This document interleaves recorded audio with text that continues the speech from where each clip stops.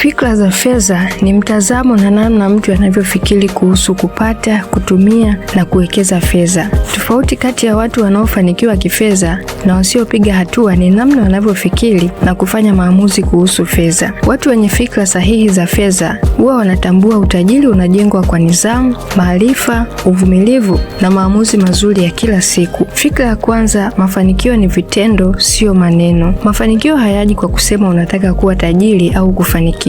Watu wengi huwa wanazungumza kuhusu ndoto zao kila siku, lakini hawachukui hatua za kuzitimiza hizo ndoto. Ili ufanikiwe, ni lazima uwe na vitendo vinavyoendana na malengo yako. Kila siku unapaswa kufanya jambo litakalo kusogeza karibu na mafanikio yako. Vitendo vinaweza kuwa ni kujifunza ujuzi mpya, kufanya biashara ndogo ndogo au kufanya kazi kwa bidii. Hatua ndogo ndogo zinazofanywa kila siku huwa zinajenga matokeo makubwa baada ya muda mrefu. Hata kama maendeleo yanaonekana ni madogo mwanzoni, ukiendelea kuweka bidii, utaanza kuona mabadiliko makubwa. Watu waliofanikiwa duniani hawakufika hapo walipo leo kwa kuzungumza peke yake. Walifika hapo kwa kufanya kazi kwa bidii. Badala ya kutumia muda mwingi kuelezea ndoto zako kwa watu, tumia huo muda kuchukua hatua na kufanya kwa vitendo. Vitendo ndivyo vinavyozalisha matokeo na sio maneno. Fikra ya pili, utafanikiwa ukiacha kujifanya tajiri na kuwa tajiri. Watu wengi huwa wanatumia fedha nyingi ili waonekane ni matajiri mbele ya watu wengine na kwenye mitandao ya kijamii, kwa kununua vitu vya gharama kubwa,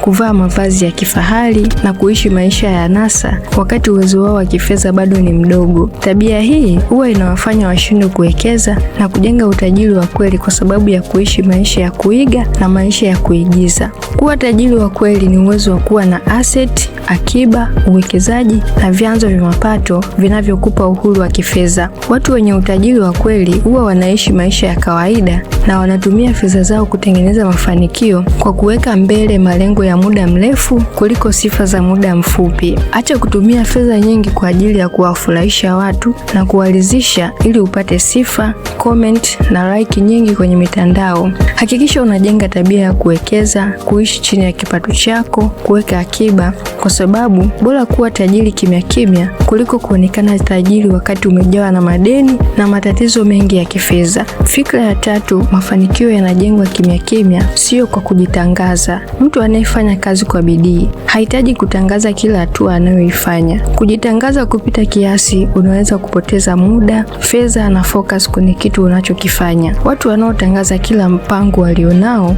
huwa wanakosa muda wa kuutekeleza kwa sababu wanahangaika kutafuta sifa kutoka kwa watu. Mafanikio yanahitaji utulivu wa akili na uwezo wa kuzingatia zaidi malengo yako. Endelea kufanya kazi kwa bidii, jifunze kila siku na boresha uwezo wako. Mafanikio ya kweli hayahitaji kelele nyingi. Watu wataona matokeo yako kupitia maisha unayoishi na kazi unazozifanya. Fikra ya nne, kila pesa iwekee malengo. Fedha zisizokuwa na malengo huwa zinakata ghafla kama umeme na usijue zimeenda wapi. Malengo ya kifedha yanaweza kuwa ni kuweka akiba, kuwekeza, kuongeza mtaji wa biashara au kujifunza ujuzi mpya wenye thamani. Unapopanga matumizi kabla ya kutumia fedha, unapunguza matumizi yasiyokuwa na ulazima na kuongeza uwezo wa kufikia malengo yako ya kifedha. Fikra ya tano ni kujenga nidhamu ya fedha.